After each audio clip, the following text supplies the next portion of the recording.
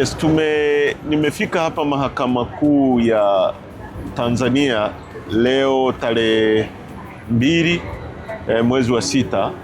Tulikuwa njiani tunaelekea Kilwa, mkoa wa Lindi kwa ajili ya mkutano wa hadhara ambao upo kesho, lakini kaambiwa kwamba mwenyekiti wetu analetwa hapa na kwa njia za usiri kama kawaida. Mahakama yetu ina conspire na hao polisi wanafanya mambo ya siri. Tumekuta polisi wengi sana hapa, lakini kwa kuwa chama hatukuwa na taarifa yoyote kwamba mwenyekiti analetwa kwa sababu yoyote ile. Tumefika hapa tumeambiwa aliletwa kwa ajili ya kesi ile ya chama ambayo alikuwa ameomba kuunganishwa kama mwenyekiti wa chama.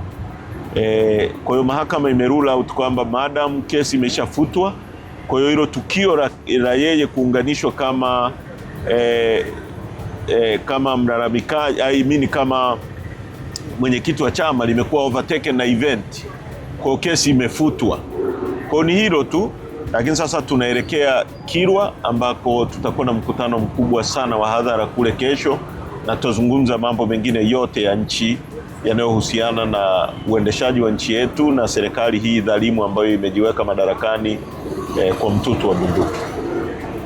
Asante. Labda swali moja, uko Kilwa ni kule kwenye lile jimbo alikokuwa Mheshimiwa Bwege au ni Kilwa? Ndio tunaenda Kilwa ambapo ndio jimbo lililokuwa la Mheshimiwa Bwege. Tuliahidi kwamba tarudi na tunaenda kutekeleza ahadi yetu ya kurudi kuzungumza na wananchi.